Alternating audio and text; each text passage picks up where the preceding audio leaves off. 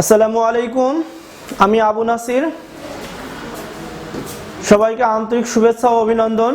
আশা করি তোমরা সবাই ভালো আছো, আমিও তোমাদের দোয়ায় ভালো আছি। আজকে আমরা অষ্টম শ্রেণীর যে বিষয়টি পড়ব, বাংলা ব্যাকরণ ও নির্মিতির শব্দ ও পদ। আজকে আমরা কোন বিষয়ে আলোচনা করব? আজকে আমরা শব্দ ও পদ পড়ব। শব্দ ও পদ কি? এখানে অর্থ হলো শব্দের প্রাণ। তাহলে আমরা অবশ্যই, যেহেতু এই বাংলা ব্যাকরণ, এই যে বাংলা ব্যাকরণ, এই অংশটা শুধু 14টা নৈবিত্তিক থাকবে, আমরা অবশ্যই এটাকে নৈবিত্তিক আকারে পড়ব। আর নির্মিতি আমরা অবশ্যই পরে পড়ব। তার মধ্যে একদিন একটু চিঠি লেখার নিয়ম অবশ্যই পড়ছি, আরও পড়ব। আবেদন লেখার নিয়ম, চিঠি লেখার নিয়ম, রচনা লেখার নিয়ম, যতগুলোই নিয়ম আছে সবগুলোই আমরা এখানে আলোচনা করব। কিন্তু আমরা আজকে যেগুলো পড়তেছি এগুলো অবশ্যই কিসে আকারে পড়ব? অবশ্যই নৈবিত্তিক আকারে পড়ব। কেন? এই প্রশ্নগুলো শুধু নৈবিত্তিক আকারেই আসবে। তাহলে শব্দ হলো, অর্থ হলো শব্দের প্রাণ। তাহলে প্রথমেই মোস্ট ইম্পর্টেন্ট প্রশ্ন, শব্দের প্রাণ কি? অর্থ। তাহলে প্রশ্নটাকে আন্ডারলাইন করব, উত্তরটাকে গোল দাগ দেব। শব্দের প্রাণ হলো অর্থ।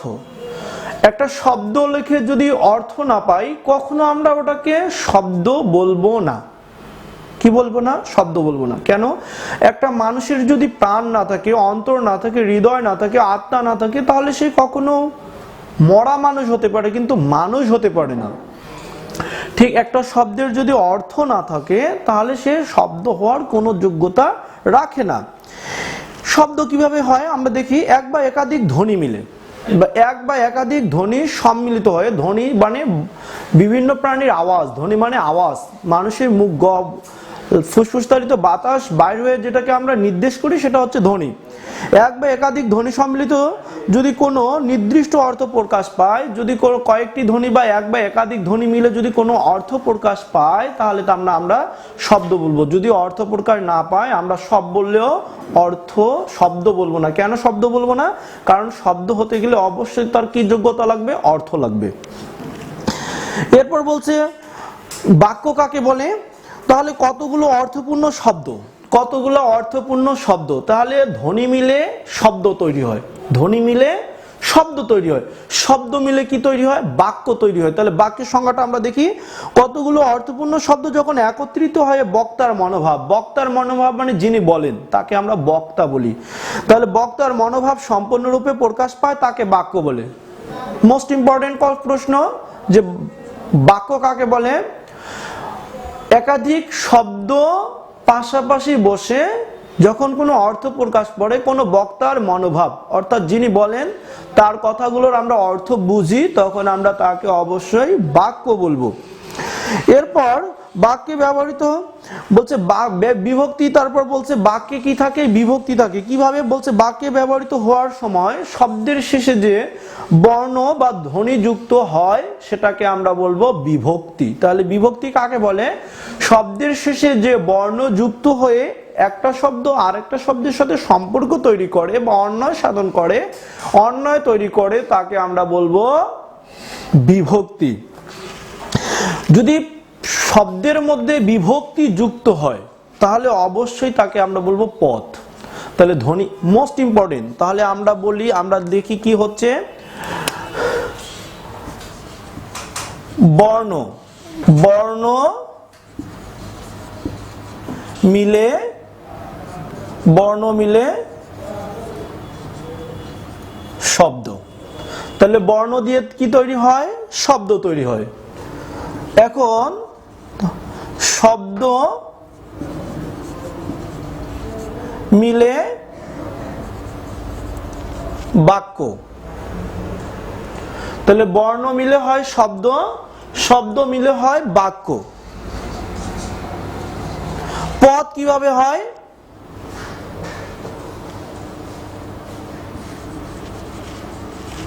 বাক্যে ব্যবহৃত প্রতিটি শব্দই পদ। তাহলে বর্ণ মিলে হয় শব্দ, শব্দ মিলে হয় বাক্য, আর বাক্যে ব্যবহৃত প্রতিটি শব্দই হবে একটা করে পদ।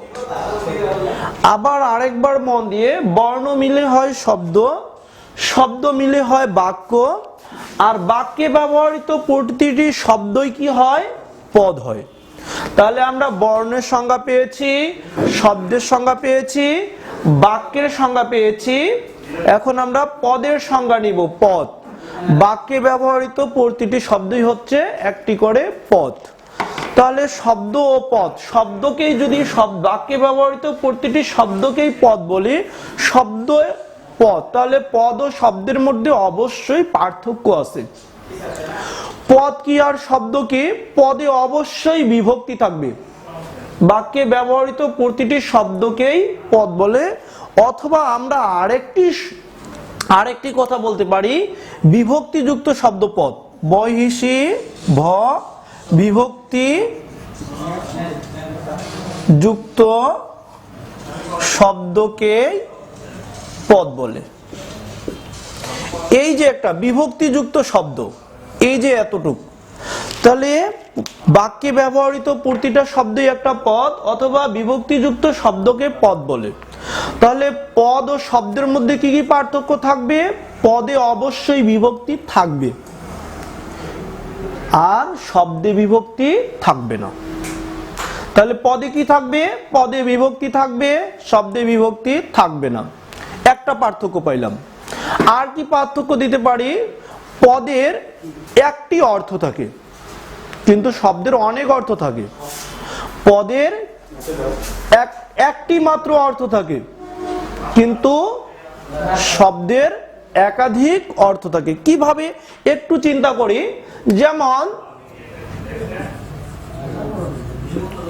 কুল, এই যে কুল, এই কুল শব্দের অর্থ বংশ। কুল শব্দের অর্থ বড়ই বা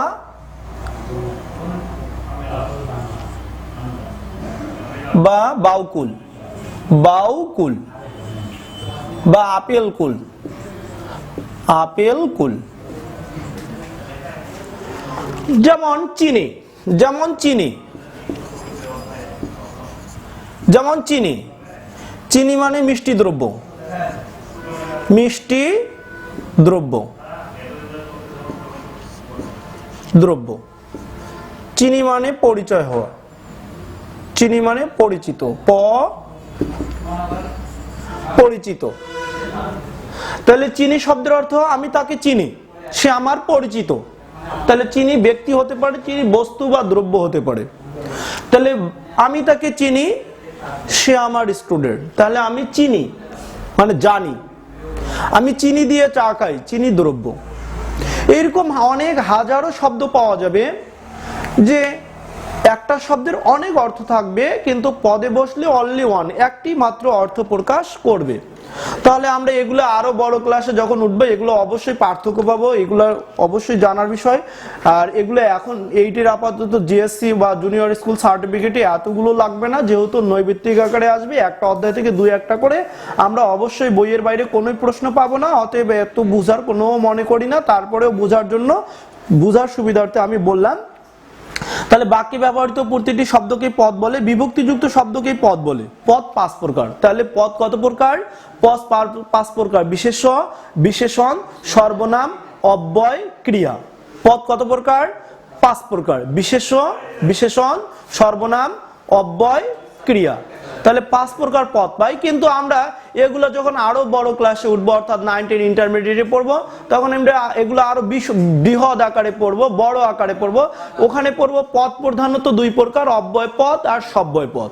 পদ সাধারণত বা মোট 5 প্রকার: বিশেষ্য, বিশেষণ, বিশেষ্য, বিশেষণ, সর্বনাম, অব্যয়, ক্রিয়া। তাহলে এখানে আমরা খালি পড়বো যে পদ কত প্রকার? পদ 5 প্রকার। কি কি? বিশেষ্য, বিশেষণ, সর্বনাম, অব্যয়, ক্রিয়া। এরপর হচ্ছে লিঙ্গান্তরের নিয়ম। বলছে লিঙ্গান্তরের নিয়ম ও উদাহরণ। আমরা এখন লিঙ্গান্তর পড়বো। লিঙ্গ শব্দের অর্থ কি? মোস্ট ইম্পর্টেন্ট প্রশ্নটাকে আন্ডারলাইন করব, উত্তরটাকে গোল দাগ দিব। লিঙ্গ শব্দের অর্থ চিহ্ন বা লক্ষণ। তাহলে লিঙ্গ শব্দের অর্থ কি? চিহ্ন বা লক্ষণ। বাংলা ভাষায় এমন শব্দ আছে যেগুলো একটি পুরুষ জাতিকে বা কোনো স্ত্রী জাতিকে আবার কোনোটা পুরুষ ও স্ত্রী উভয়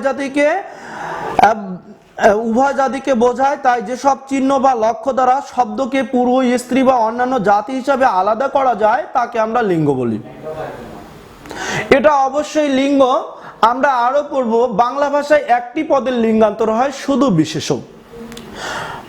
সংস্কৃত ভাষায় দুটি পদের লিঙ্গান্তর হয়, একটা বিশেষ্য আর একটা বিশেষণ। এগুলো আমরা বড় ক্লাসে আরো বিশদ আলোচনা করব, এখানে আমরা ছোট করেই জানি নেই। তাহলে যে সকল শব্দ দ্বারা পুরুষ জাতি, স্ত্রী জাতি ও পুরুষ ও স্ত্রী উভয় জাতিকে আলাদা আলাদা করে বোঝায় তাকে আমরা লিঙ্গ বলবো। লিঙ্গ শব্দের অর্থ হচ্ছে চিহ্ন বা লক্ষ্য। তাহলে এখান থেকে আমরা দুটি সংজ্ঞা পেতে পারি, লিঙ্গ শব্দের অর্থ কি, লিঙ্গ কাকে বলে। লিঙ্গ কত প্রকার? লিঙ্গ 4 প্রকার। মোস্ট ইম্পর্টেন্ট, লিঙ্গ কত প্রকার? 4 প্রকার। একটা হচ্ছে পুরুষ লিঙ্গ, স্ত্রীলিঙ্গ, উভয় লিঙ্গ ও ক্লীবলিঙ্গ। তাহলে পুরুষ লিঙ্গ মানে পুরুষ লিঙ্গ যেমন বাবা, স্ত্রীলিঙ্গ মা, উভয় লিঙ্গ মানুষ, ক্লীবলিঙ্গ বই খাতা চেয়ার। আচ্ছা, এরপরে লিঙ্গান্তর পরিবর্তন, অর্থাৎ লিঙ্গ পরিবর্তন করলেই তাকে বলে লিঙ্গ পরিবর্তন। এখন 1 নম্বর নিয়মে বলছে পুরুষবাচক শব্দের শেষে আ প্রত্যয়, ই প্রত্যয়, নি প্রত্যয়, আনি প্রত্যয়, ইনি প্রত্যয় যোগে স্ত্রীবাচক পুরুষবাচক শব্দকে স্ত্রীবাচকে রূপান্তর বা লিঙ্গান্তর করা যায় বা পরিবর্তন করা যায়। যেমন প্রথম হয়ে গেল প্রথমা, আ প্রত্যয় যোগ করে। কি প্রত্যয়? এটা হচ্ছে আ। আ হচ্ছে প্রত্যয় শব্দের পরে বসে, এটা হচ্ছে আ প্রত্যয়, মানে এটা সমান সমান সরে আ প্রত্যয়। প্রত্যয় কোথায় বসে? প্রত্যয় শব্দের পরে বা শেষে বসে। এরপর হচ্ছে প্রথম প্রথমা, চাকর চাকরানী, আনি প্রত্যয় যোগে হয়েছে ছাত্র ছাত্রী, ই প্রত্যয় দীর্ঘ ই প্রত্যয় যোগে হয়েছে। তারপর আনি প্রত্যয় জেলে জেলেনি, এগুলো একদম সহজ, একবার পড়লেই হয়, কারণ এই প্রত্যয় 6, 7, 5 ইত্যাদি ক্লাসগুলোতে পড়ছি। এরপর কখনো কখনো ভিন্ন শব্দ যোগে পুরুষ ও স্ত্রীবাচক শব্দের পরিবর্তন হয়, যেমন মা বাবা, ছেলে মেয়ে, নারী পুরুষ, সাহেব বিবি, কর্তাগিন্নি ইত্যাদি। কতগুলো শব্দ পুরুষ ও স্ত্রীবাচক শব্দ জুড়ে মিলেও লিঙ্গান্তর হয়, যেমন পুরুষ মানুষ, মেয়ে মানুষ, হুলো বিড়াল, মেনি বিড়াল ইত্যাদি শব্দের পূর্বে বসে হয়। কতগুলো পুরুষবাচক শব্দের আগে মহিলা, অর্থাৎ পুরুষবাচক লিঙ্গান্তরকে স্ত্রীবাচক করতে গেলে আগে স্ত্রীবাচক শব্দটা বসে, পরে পুরুষবাচক শব্দটা বসে। যেমন কবি হয়ে গেল মহিলা কবি, মহিলাটা পুরুষের আগে বসে গেল, কবির আগে বসে গেল। যেমন ডাক্তার, মহিলা ডাক্তার। এই নিয়মটা মোস্ট ইম্পর্টেন্ট, এটা পরীক্ষায় আসে। যেমন ডাক্তার, মহিলা ডাক্তার। কোন এরপর 5 নম্বর নিয়ম, কোন শব্দের শেষে পুরুষ ও স্ত্রীবাচক শব্দ যোগাতে পুরুষ লিঙ্গ বা পুরুষ লিঙ্গবাচক ও স্ত্রী লিঙ্গবাচক শব্দের পরিবর্তন হয়, যেমন গয়লা, গয়লা বউ, বোনপো, বোনঝি, ঠাকুরপো, ঠাকুরঝি পরেও বসে করা হয়। 6 এবং 7 মোস্ট ইম্পর্টেন্ট নৈবিত্তিক। এই নৈবিত্তিকটা সার্টিফিকেট পরীক্ষায় বা জুনিয়র স্কুল সার্টিফিকেট জিএসসি তে বারবার রিপিট হয়, যে কতগুলো কোন শব্দগুলো পুরুষ, শুধু পুরুষবাচক শব্দ বোঝায়। অনলি ওয়ান, একটি মাত্র রূপ আছে, দুইটা রূপ নাই, অর্থাৎ পরিবর্তিত রূপ কোনো নাই। একটা হচ্ছে কবিরাজ, এটা শুধুই পুরুষ জাতিকে বোঝায়। কবিরাজ, কৃতদার, অকৃতদার, বিপত্নিক ইত্যাদি। এরপর 7 নম্বর নিয়ম বলছে কতগুলো শব্দ শুধু স্ত্রী জাতি, কোনো পুরুষবাচক রূপ নাই, এটার কোনো পরিবর্তন হয় না। সেটা হচ্ছে নিত্য স্ত্রীবাচক শব্দ, এর আগে পড়েছি নিত্য পুরুষবাচক শব্দ, সতীন, সদমা, সদবা, অবদায় ইত্যাদি। এরপর বলছি আ প্রত্যয় যুগে কিছু লিঙ্গান্তর পরিবর্তনের নিয়ম, মানে পুরুষবাচক থেকে স্ত্রীবাচক করার নিয়ম। যেমন অস, অজা, আধুনিক, আধুনিকা, কোকিল, কোকিলা, কোকিলা, চতুর, চতুরা, চঞ্চল, চঞ্চলা, নবীন, নবীনা, প্রিয়, প্রিয়া, প্রবীণ, প্রবীণা, বৃদ্ধ, বৃদ্ধা, মাননীয়, মাননীয়া। এগুলো হচ্ছে একদম সহজ, একবার পরে পড়বো যে আ প্রত্যয় যোগে করা হয়। নৈবিত্তিকটা এভাবে আসবে যে নিচের কোনটি আ প্রত্যয় যোগে স্ত্রীবাচক রূপ করা হয়েছে বা লিঙ্গান্তর পরিবর্তন করা হয়েছে, নিচের কোন শব্দটিকে আ প্রত্যয় যোগে লিঙ্গান্তর করা হয়েছে, তাহলে হবে অস, অজা, আকার হয়েছে আ প্রত্যয় যোগে, প্রত্যয় শব্দের পরে বসে। যেমন সরল, সরলা, শিষ্য, শিষ্যা, প্রবীণ, প্রবীণা। শব্দের শেষে 2 নম্বর নিয়ম হচ্ছে শব্দের শেষে আ জায়গায় ই, অর্থাৎ যেখানে আ ছিল সেখানে হবে ই হবে। যেমন কাকা হয়ে গেল কাকি, আকার ছিল কাকা, ছিল কাকা হয়ে গেল কাকি। শব্দের শেষে ছিল কি? আকার ছিল, এখন আকারটা কি হয়ে গেল?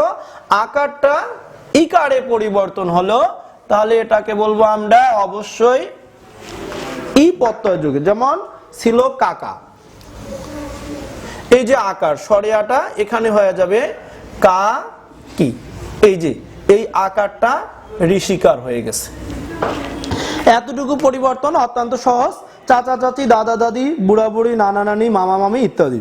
এরপর শব্দের শেষে ই প্রত্যয় যুগে, ই প্রত্যয় মানে দীর্ঘ ই, এই যে ই প্রত্যয় অথবা এটা ই প্রত্যয় যুগে। যেমন বলছে কিশোর কিশোরী, ছাত্র ছাত্রী, তরুণ তরুণী, দাস দাসী, নর নারী, পাত্র পাত্রী, এগুলো মানব মানবী, একদম সহজ, এগুলোকে নিয়ে কোনো চিন্তা করার কারণ নাই, অতি সহজ।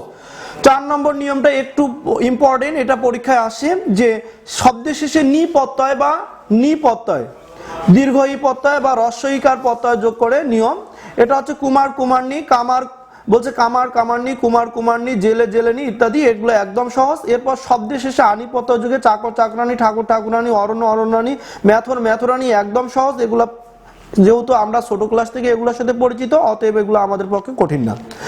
শব্দের শেষে আনি প্রত্যয় যুগে, এই আনি প্রত্যয় কাঙ্গাল কাঙ্গালিনী, অনাথ অনাথিনী, এগুলো একদম সহজ, একবার খালি পড়বো অবশ্যই হবে, আর যেটা হবে না সেটা 2-3 বার পড়ে নিব।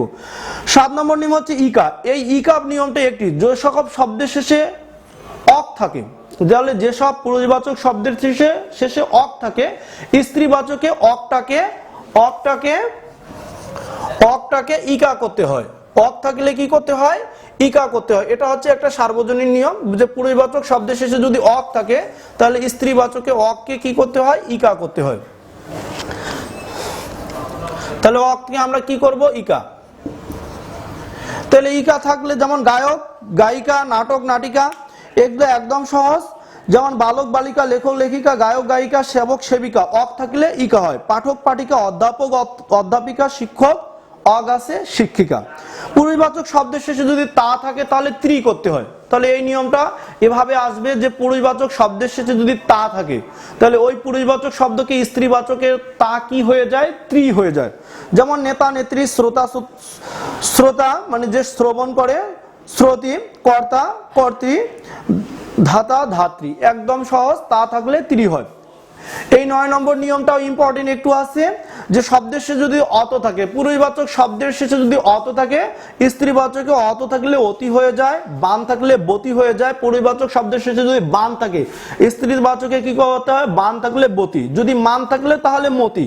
পুরুষবাচক শব্দের শেষে যদি ইয়ান থাকে তাহলে অবশ্যই ওটাকে আমরা বলবো ইয়সি হবে। তাহলে কি হবে? পুরুষবাচক থেকে স্ত্রীবাচক হবে, লিঙ্গান্তর পরিবর্তন হবে। যেমন সৎ, অত আছে, অতি হয়ে যাবে, সৎ সতী, বান থাকলে বতি, গুণবান গুণবতী, মান থাকলে মতি, শ্রীমান শ্রীমতী।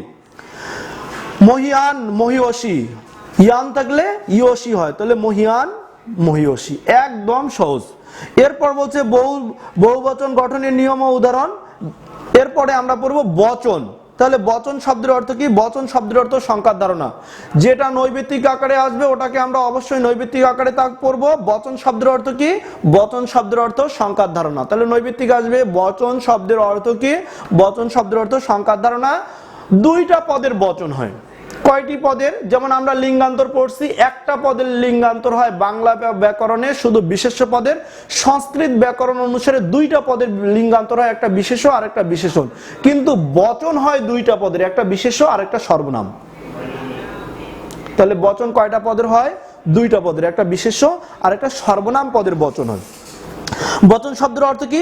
সংখ্যার ধারণা। বচন কাকে বলে? বিশেষ্য সর্বনাম পদের ধারণা পদ। তাই যে শব্দ দিয়ে ব্যাকরণের কোনো কিছু ধারণা প্রকাশ করা হয় তাকে বচন বলে।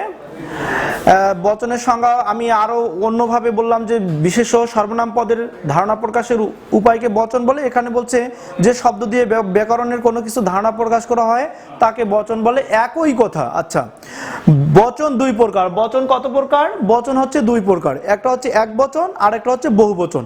একবচন কাকে বলে? যে শব্দ বা পদ দ্বারা একটিমাত্র ব্যক্তি, বস্তু, পদার্থ, জাতি ইত্যাদি বা দ্রব্য ইত্যাদির নাম বোঝায় তাকে একবচন বলে। যে শব্দ দ্বারা কোনো বস্তু, ব্যক্তি, পদার্থ ইত্যাদির নাম বোঝায় তাকে বা ধারণা সংখ্যা প্রকাশ করা হয় তাকে একবচন বলে। একবচন বলছে পাখিটি খুঁজতে, যেমন উদাহরণ দিছে পাখিটি খুঁজে পাচ্ছি না, তাহলে পাখিটি, তাহলে একটা পাখি। তাহলে যদি বলতাম পাখিগুলো তাহলে হবে বহুবচন। আচ্ছা, একবচন চেনার উপায়, কি কি উপায়ে আমরা একবচন চিনবো? বাংলা ভাষায় বহু একবচন চেনা বা একবচন প্রকাশের কিছু উপায় আছে। শব্দমূলের সাথে কোনো কিছু যোগ না করে, যেমন কোনো কিছু যোগ না করে একবচন চেনা যাবে। যেমন আজ স্কুল ছুটি, এখানে স্কুল একবচন। বলছে আমার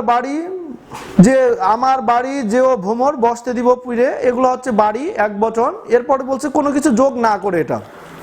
খ নম্বর বলছে শব্দের শেষে টিটা খানাখানি ইত্যাদি যোগ করে একবচন প্রকাশ হয়। যেমন মেয়েটি খুব চালাক, মেয়ে এখন হয়েছে মেয়েটি, তাহলে একের সঙ্গে টিটা খানাখানি ইত্যাদি যুক্ত হলে কি হয়? একবচন হয়। তাহলে একবচন হচ্ছে কোনো শব্দের শেষে টিটা খানাখানি, একবচন হচ্ছে কোনো শব্দের শেষে টিটা খানাখানি ইত্যাদি যোগ হলে একবচন হয়। আর যদি গুলাগুলি গুলন হয় তাহলে বহুবচন। এখানে নিয়ম দিয়ে দিচ্ছে, যেমন নৌকাটি বেশ সুন্দর, নৌকা থেকে নৌকা টি, তাহলে একটি। বইখানা, টিটা খানাখানি, খানা বইখানা পড়ছি, তাহলে একখানা বই। গ নম্বর বলছে শব্দের আগে এক, বলছে এক, একটি, খানা ইত্যাদি সংখ্যা নির্দিষ্ট হয়। তাহলে শব্দের আগে যদি একখানা, একটি ইত্যাদি যুক্ত হয় শব্দের আগে, তাহলেও নির্দিষ্ট হয়েছে। যেমন এক দেশে ছিল এক রাজা, তাহলে কয়জন রাজা? এক রাজা, তাহলে একটি নির্দিষ্ট অর্থে। 2 নম্বর বলছে বহুবচন, শব্দের শেষে যে সকল শব্দের শেষে বলছে একাধিক বস্তু, ব্যক্তি, জাতি, পদার্থ ইত্যাদি, যে শব্দ বা পদ দ্বারা একাধিক ব্যক্তি, বস্তু, জাতি, পদার্থ ইত্যাদির নাম বোঝায় তাকে বহুবচন বলে। যেমন আমরা সেখানে গিয়েছিলাম, আমি হচ্ছে একবচন, আমরা হচ্ছে বহুবচন। ছেলেরা মাঠে খেলা করছে, তাহলে ছেলেরা, তাহলে রা হচ্ছে বহুবচন। শিশুগণ, গণ হচ্ছে বহুবচন, তাহলে শিশুটি হলে একবচন, শিশুগণ। ছেলেটি একবচন, ছেলেরা বহুবচন।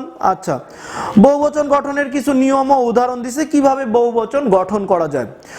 1 নম্বর হচ্ছে বহুবচন করতে গেলে রা, এরা, গুলি, দের ইত্যাদি বিভক্তি যুক্ত করে বহুবচন করা হয়। যেমন ছেলেরা বল খেলছে, তাহলে রা যুক্ত করে কি করা হয়? বহুবচন করা হয়। তারা আজ আসবে না, তাহলে তারা।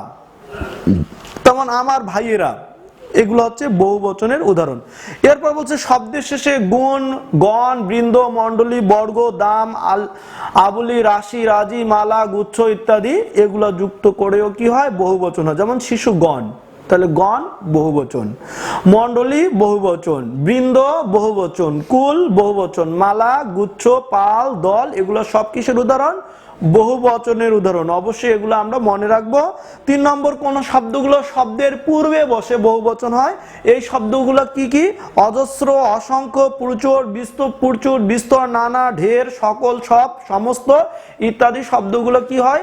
শব্দের পূর্বে বসে বহুবচন হয়। যেমন অনেক, এবার পরীক্ষায় অনেক ছাত্র ফেল করেছে, তাহলে অনেক ছাত্র, কয়জন ছাত্র? অনেক ছাত্র, তাহলে ছাত্রটার আগে অনেক বসছে। কোন শব্দগুলো শব্দের পূর্বে বসে বহুবচন হয়?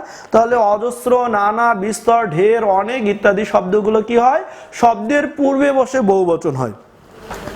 এরপর কি বলছে? এরপর 4 নম্বর নিয়ম, একই শব্দ দুবার বসে। একটা আমরা পড়েছি বিশেষ্য সর্বনাম পদের বচন হয়, কিন্তু বিশেষণ শব্দ দ্বিত্ব প্রয়োগেও বচন হয়, এটি হচ্ছে ব্যতিক্রম। তাহলে একই শব্দ বা বিশেষ্য সর্বনাম 2 বার ব্যবহার করে হবে, কিন্তু বিশেষণের বেলাও এটা নিয়ম আছে। একই শব্দ পর পর 2 বার বসে, অর্থাৎ দ্বিরুক্তি শব্দ গঠনে কি হয়? বহুবচন হয়। তাহলে একই শব্দ পর পর না বলে যদি বলি দ্বিরুক্তি শব্দ দিয়ে বহুবচন করা যায়, সেটার নিয়ম হচ্ছে বাগানটা ফুলে ফুলে ভরে গেছে, তাহলে ফুলে ফুলে, তাহলে একটা ফুল আরেকটা ফুল, 2টা ফুল হয়ে গেল, বা ফুলে ফুলে। বরযাত্রীরা হাড়ি হাড়ি সন্দেশ নিয়ে এসেছে, তাহলে হাড়ি হাড়ি, তাহলে এক হাড়ি একটি নির্দিষ্ট অর্থে, হাড়ি হাড়ি অনির্দিষ্ট অর্থে, এই কারণে বহুবচন। আচ্ছা, তাহলে এগুলো হচ্ছে একই শব্দ পর পর ব্যবহার। নিচের কোন শব্দটি দ্বিত্ব প্রয়োগে বহুবচন হয়েছে? তাহলে দ্বিরুক্তি যুক্ত গঠন করে আমরা বলবো সহজ নিয়মে যে দ্বিরুক্তি গঠনেও বহুবচন করা যায়।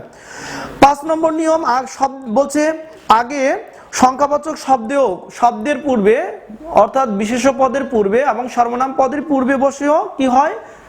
বহুবচন করা যায়। যেমন কাঞ্চনের বিয়েতে সপাচেক অতিথি খাবে, তাহলে কতজন অতিথি? 500 জন, তাহলে শব্দের পূর্বে সংখ্যাবাচক শব্দেও কি করা যায়, বহুবচন করা যায়। সপ্তাহ 2 পর, 2 সপ্তাহ মানে 14 দিন, তার 2ও বহুবচন, 14 দিনও বহুবচন। আচ্ছা, এটা অনেক সহজ। কখনো কখনো 6 নম্বর, কখনো কখনো এরও এক বচন বলছে, এক বচন বহুবচন দুইটাই, যেমন মানুষ মরণশীল, বাগানে ফুল ফুটেছে, তারপর হচ্ছে বাজারে লোক জমায়েত হয়েছে, এগুলো হচ্ছে বহুবচন বোঝাতে হয়। যেমন বাঙালি সব পাবে, তাহলে বাঙালি বলতে একজন না, অনেকগুলা বাঙালি। বাজারে লোক হয়েছে, জমা হয়েছে, বা বাজারে লোক জমেছে, তাহলে একটা লোক দিয়ে একটা বাজার হয় না। আবার বাজারটি একটি, বাজারগুলো বহুবচন, বাজারে এক বচন বহুবচন দুইটাই। বনে বাঘ থাকে, তাহলে বনে বাঘটি থাকে, একটা বাঘ থাকে। বনে বাঘগুলো থাকে বহুবচন, কিন্তু বনে বাঘ থাকে এক বচন ও বহুবচন উভয় বোঝাচ্ছে। এবার বিশেষ দ্রষ্টব্য, যেই কথাগুলো আমি আগেই বলেছি সেটা আবার চলে এসেছে, আমি বোঝার জন্য আগে বলেছি। কেন? যে বিশেষ্য সর্বনাম পদের বচন হয়, আমি বলেছি এই কথাটি এবার বলতে যাচ্ছি যে বচন মূলত বিশেষ্য সর্বনাম পদের। তাহলে বচন কোন কোন পদের হয়? বিশেষ্য সর্বনাম পদের, বিশেষ্য সর্বনাম পদের বচন হয়। উন্নত প্রাণীবাচক, উন্নত বলতে মানুষ, পৃথিবীর সবচেয়ে শ্রেষ্ঠ জাতি মানুষ, এ কারণে উন্নত প্রাণীবাচক শব্দ বহুবচন করার সময় গণ, বৃন্দ, মণ্ডলী, বর্গ, এটা শুধু মানুষের জন্য প্রযোজ্য। এছাড়া অপ্রাণী, অপ্রাণী বলতে যেটা আমরা প্রাণী, গরু ছাগল এগুলাতে, বা গাছপালা ইত্যাদি। আবলি গুচ্ছ দাম, মালা রাশি রাজি, বস্তুর ক্ষেত্রেও শুধু মানুষবাদী। আচ্ছা, মানুষের ক্ষেত্রেও ব্যবহার করা যায় কোনো কোনো ব্যতিক্রমের ক্ষেত্রে। বলছে এরা গণ, কুল, সব সমূহ, এগুলো প্রাণী অপ্রাণী উভয় অর্থে ব্যবহার হয়।